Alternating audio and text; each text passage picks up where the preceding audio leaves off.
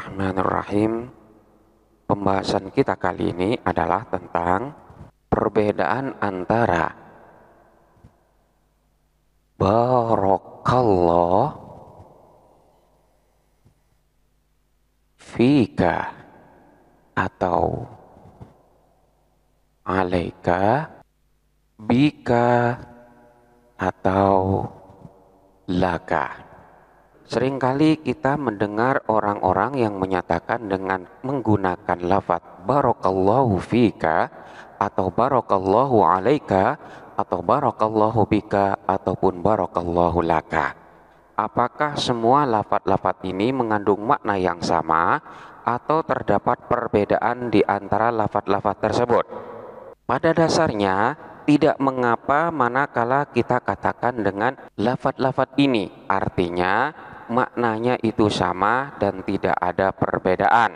Karena di dalam hadis yang terdapat di dalam kitab Musnad Ahmad, Rasulullah Shallallahu Alaihi Wasallam juga mengucapkan kata-kata ini, seperti yang beliau ucapkan kepada Abu Mahdhurah dalam suatu waktu dalam sabda beliau yang berupa barakallahu fika wa baraka alaika. Barakallahu fika wa baraka alaika. Dengan ucapan ini seolah-olah antara lafaz barakallahu fika wa baraka alaika ini mengandung makna yang sama dan tidak ada perbedaan di antara keduanya. Demikian pula dalam waktu yang lain Rasulullah juga mengucapkan barakallahu bika. Dari sini dapat disimpulkan bahwa sebenarnya di antara lafaz-lafaz ini tidak ada perbedaan makna, yaitu semuanya mengandung makna semoga Allah memberkahimu. Namun di sini terdapat beberapa ulama yang memberikan perbedaan antara pernyataan barakallahu fika, barakallahu alaika ataupun menggunakan bika ataupun menggunakan laka. Sebagaimana penjelasan yang terdapat di dalam Kamus Lisanul Arabi atau di dalam kitab Faidul Qadir Syarah Jami'us Shaghir. Yang pertama, ada ulama yang membedakan antara ucapan barakallahu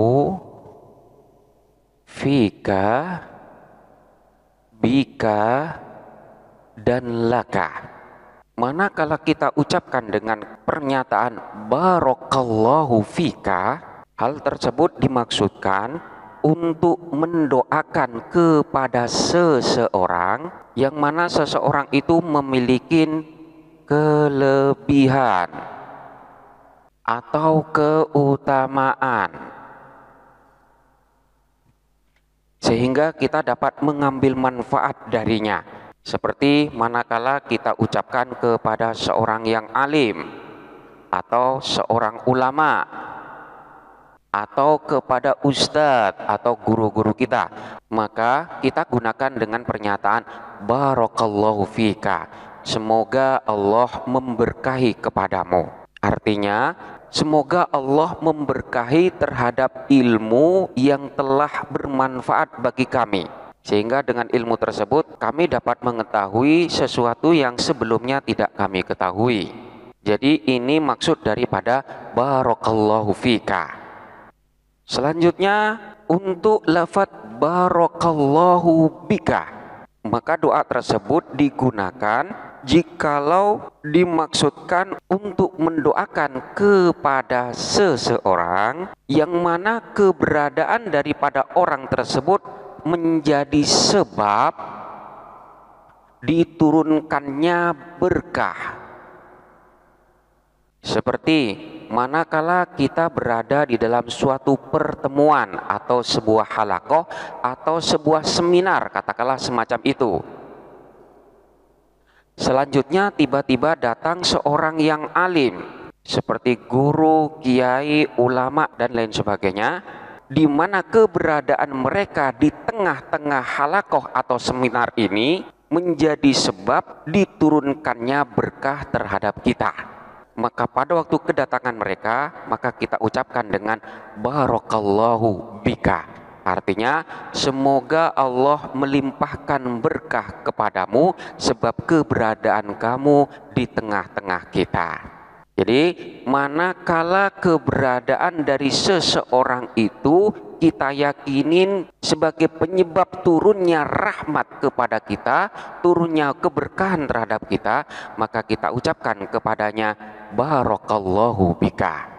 Contoh kecilnya, ketika ada beberapa pelajar yang melakukan diskusi, katakanlah di sini terdapat 5 orang yang melakukan diskusi. Di tengah-tengah diskusi, tiba-tiba datanglah seorang guru yang memang duduk nimbrung mengikuti diskusi yang ada.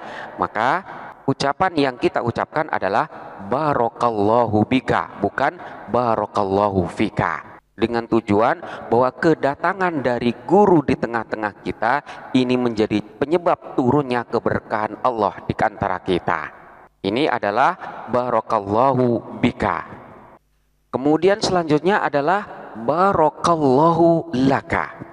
Pernyataan ini digunakan manakala dimaksudkan untuk mendoakan rizki yang telah diterima oleh seseorang. Seperti ketika seseorang itu dikaruniain seorang anak, maka kita ucapkan kepada orang tersebut dengan pernyataan barakallahu laka. Semoga Allah memberkahi terhadap apa yang telah engkau terima.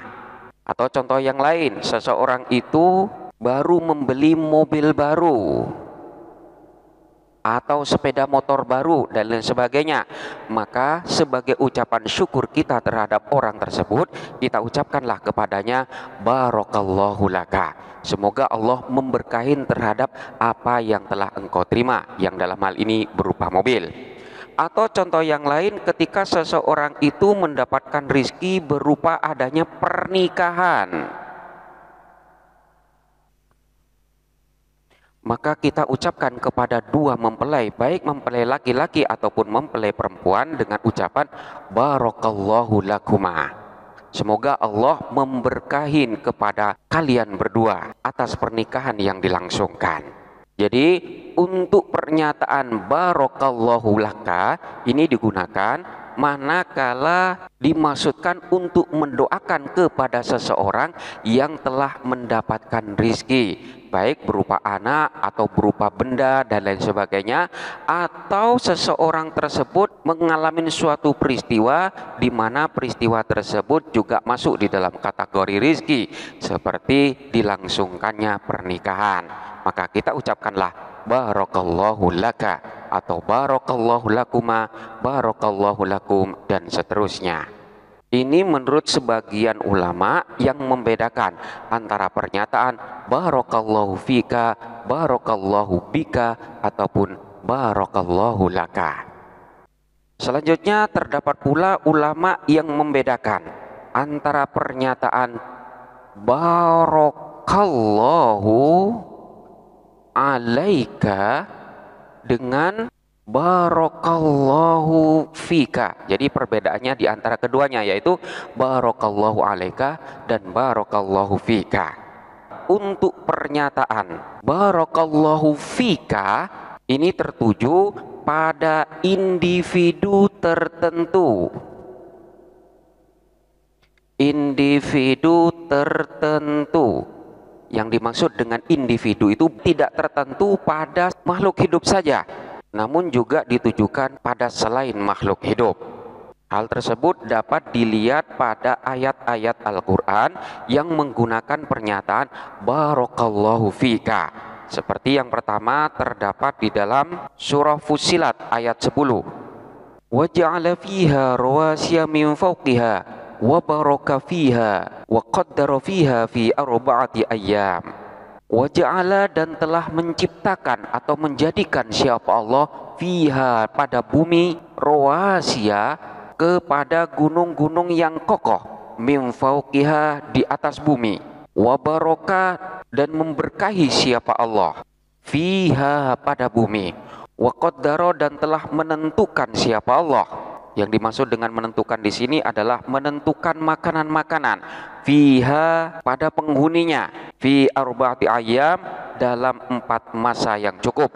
Di sini kita perhatikan lafaz wa baraka fiha, wa baraka, dan telah memberikan berkah atau menurunkan berkah siapa Allah fiha, kepada bumi.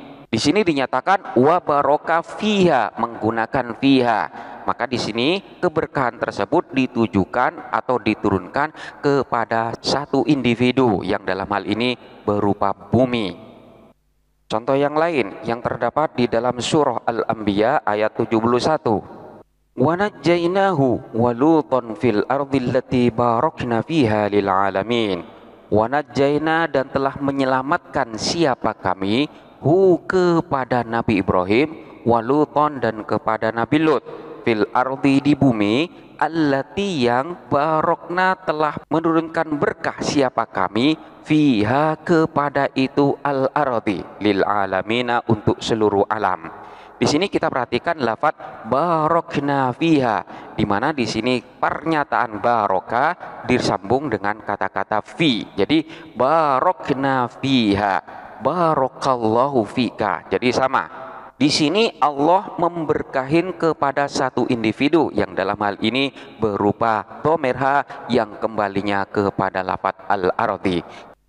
Dan selanjutnya contoh yang lain seperti yang terdapat di dalam surah Al-Anbiya ayat 81. Wali Sulaiman ar-riha asifatan tajri bi amrihi ila al-ardil lati barakna fiha. Wali Sulaimana, dan telah kami tundukkan untuk Nabi Sulaiman ar-riha, kepada angin, asifatan, padahal bertiup kencang, tajri, yang berhembus apa itu angin, bi amrihi, dengan perintahnya Nabi Sulaiman, ilal ardi, kepada bumi, allati, yang barokna, telah memberkahin siapa kami, biha, kepada itu al ardi. Di sini kita perhatikan lafaz barokna fiha, baroka selanjutnya menggunakan huruf jerfi, maka di sini ditujukan kepada satu individu yang berupa al ardi. Jadi contoh-contoh ini menunjukkan bahwa untuk barokah fi ditujukan kepada satu individu tertentu. Selanjutnya adalah pernyataan barokallahu alaika. Jadi barokah selanjutnya menggunakan huruf jar ala. Di sini ditujukan pada satu objek yang lebih dari satu. Contohnya seperti yang terdapat di dalam Al-Qur'an surah Hud ayat 73. Qalu ata'jabina min amrillahi rahmatullahi wa barakatuhu alaikum ahlal bait. Qalu, mereka berkata, mereka para malaikat, ata'jabina, apakah merasa heran siapa engkau, min amrillahi, kepada ketetapan Allah, rahmatullahi, yaitu rahmat Allah, wa barakatuhu, dan barakah Allah, alaikum, terhadap kalian, ahlal baiti, wahai ahlul bait. Apakah engkau merasa heran dengan ketetapan Allah, yaitu rahmat dan berkah Allah yang dicurahkan kepada kamu, wahai ahlul bait? Di sini kita perhatikan lafaz wa barakatuhu alaikum, di mana di sini kata-kata barokah disertai dengan huruf jar yang berupa ala, di mana keberkahan tersebut ditujukan kepada kum, yaitu individu yang lebih dari satu. Oleh karena individu tersebut lebih dari satu, maka huruf jar yang digunakan adalah menggunakan ala, wa barakatuhu alaikum. Contoh yang lain yang terdapat di dalam surah As-Saffat ayat 113. Wa barakna alaihi wa ala ishaq, wa barakna, dan telah menimpahkan berkah siapa kami, alaihi, kepadanya, wa ala ishaq, dan juga kepada Ishak. Di sini kita lihat barokah disambung dengan huruf jar ala. Ini ditujukan kepada individu yang lebih dari satu. Dinyatakan satu karena memang di sini huruf alanya diulang-ulang. Jadi keberkahan itu diberikan kepadanya dan juga kepada Ishak. Oleh karena lebih dari satu, maka di sini menggunakan huruf jar ala. Contoh yang lain seperti yang terdapat di dalam surah Hud ayat 48. Wa qila ya Nuh ihbit bisalamin minna wa barakatin 'alaika wa 'ala umamin mimman ma'aka. Wa qila, dan dikatakan, ya Nuh, wahai Nuh, ihbit, hendaklah turun siapa engkau, bisalamin minna, bisalamin, dengan selamat sejahtera, minna, dari kami, wa barakatin, dan keberkahan-keberkahan, alaika, atas kamu, wa ala umamin, dan atas umat-umat, mimman, dari orang, ma'aka, yang bersamamu. Wahai Nuh, turunlah dengan selamat sejahtera dan penuh keberkahan dari kami bagimu dan bagi semua umat yang bersamamu. Di sini kita perhatikan lafadz wa barakatin alaika, di mana barokah di sini diiringin dengan huruf jar yang berupa ala. Ini ditujukan untuk individu yang lebih dari satu, di mana lafadz alaika di sini diulangi lagi, yaitu alaika wa ala umamin. Jadi karena memang individunya tersebut lebih dari satu, maka digunakan huruf jar ala. Dan seperti contoh yang lain yang terdapat di dalam surah Al-A'raf ayat 96, yaitu walau anna ahlal qura amanu wattaqau lafatahna alaihim barakatim minas sama'i wal ard. Walau, dan seandainya, anna ahlal qura, sesungguhnya penduduk negeri, amanu, beriman siapa mereka, wattaqau, dan bertakwa siapa mereka, lafatahna, niscaya membuka siapa kami, maksudnya melimpahkan siapa kami, alaihim, terhadap mereka, barokatin, kepada beberapa keberkahan, minas sama'i, dari langit, wal ardi, dan dari bumi. Dan sekiranya penduduk negeri beriman dan bertakwa, pasti kami akan melimpahkan kepada mereka berkah dari langit dan bumi. Di sini kita perhatikan lafadz alaihim barokatin. Di sini susunannya dibalik. Jadi pada asalnya adalah barokatin alaihim.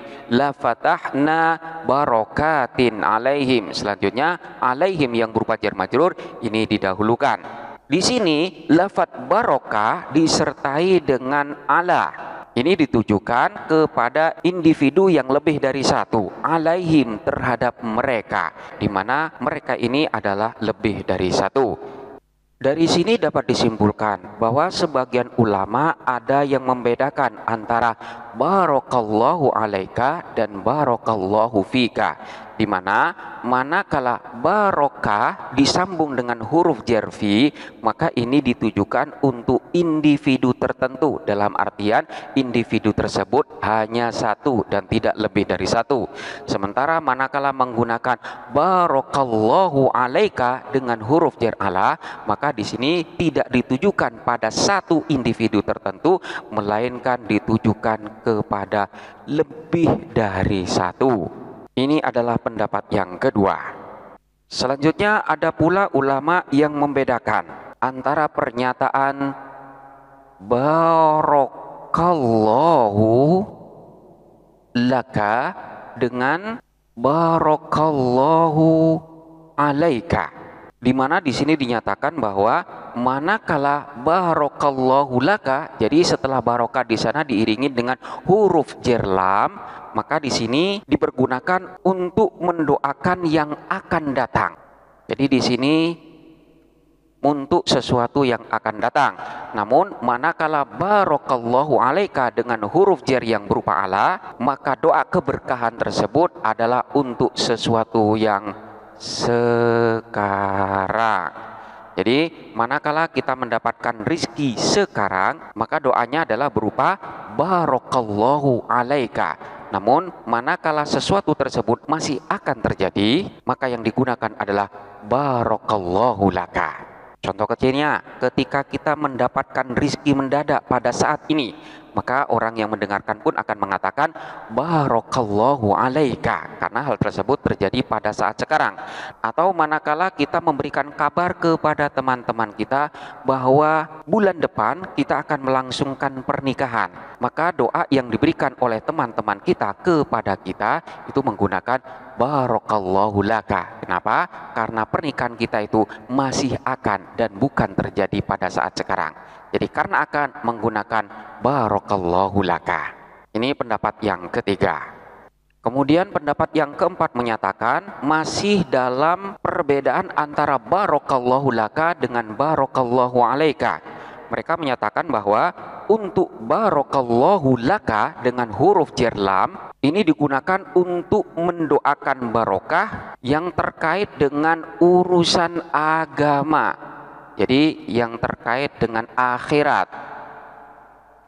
Maka gunakanlah barakallahu laka. Seperti manakala kita mendengar tentang saudara kita atau teman atau kerabat kita bahwa mereka itu akan melaksanakan umroh atau akan melaksanakan haji, maka kita ucapkan kepada mereka barakallahu laka, karena memang hal tersebut adalah tentang urusan agama atau hal-hal yang terkait dengan akhirat. Namun untuk barakallahu alaika ini untuk mendoakan barokah yang terkait dengan urusan dunia. Seperti mendoakan barokah kepada orang yang menikah. Maka ini menggunakan barakallahu alaika. Barakallahu alaika, alaikuma, alaikum, dan lain sebagainya. Jadi dhamir kaf di sini boleh diganti dengan dhamir tasniah ataupun dhamir jamak tergantung pada objek yang kita doakan. Jadi manakala hanya satu maka menggunakan ka manakala laki-laki dan ki manakala perempuan. Dan manakala dua bisa menggunakan kuma, manakala banyak bisa menggunakan kum ataupun menggunakan kunna. Jadi barakallahu laka, barakallahu laki, lakuma ataupun lakunna. Begitu juga dengan lafaz alaika. Jadi untuk pendapat yang keempat ini menyatakan untuk laka manakala digunakan untuk mendoakan yang terkait dengan urusan agama ataupun akhirat, namun manakala terkait dengan urusan dunia maka menggunakan huruf jar ala. Jadi barakallahu alaika. Selanjutnya pendapat yang lain ada yang membedakan antara pernyataan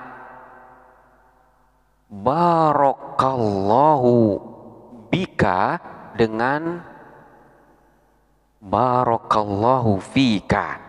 Mereka menyatakan bahwa manakala menggunakan barakallahu fika ini digunakan untuk mendoakan keberkahan pada satu individu yang ada di hadapan kita. Namun manakala menggunakan barakallahu bika maka ini digunakan untuk individu yang ada di sekitar kita. Individu di sini bisa berupa benda hidup ataupun benda mati. Contohnya, ketika kita berhadapan dengan seseorang dan seseorang itu memberikan kabar baik, maka kita mendoakan dengan menggunakan barakallahu fika. Namun manakala kita mendengar bahwa keluarganya itu akan mendapatkan rizki dari Allah berupa berangkat pergi haji atau kabar baik yang lainnya, namun bukan dia yang mengalaminya, melainkan orang yang ada di sekitarnya, maka yang digunakan adalah barakallahu bika. Ini adalah beberapa pendapat di antara para ulama terkait dengan penggunaan lafaz barakallahu fika, barakallahu alaika, barakallahu bika ataupun barakallahu laka. Secara umum semuanya memiliki makna yang sama dan tidak ada perbedaan, namun ada beberapa pendapat dari kalangan ulama yang membedakan di antara pernyataan-pernyataan dengan menggunakan huruf jar yang berbeda-beda. Sehingga dengan perbedaan penggunaan huruf jar tersebut maka penggunaannya pun berbeda-beda pula. Manakala kita menganggap bahwa di antara lafaz-lafaz tersebut tidak ada perbedaan, maka hal tersebut boleh-boleh saja. Namun manakala kita gunakan sesuai dengan pendapat-pendapat ulama tadi, yaitu dengan menggunakan huruf jar tertentu untuk tujuan tertentu, maka hal tersebut juga diperbolehkan. Silakan dipelajarin dengan seksama dan sampai jumpa pada pembahasan berikutnya.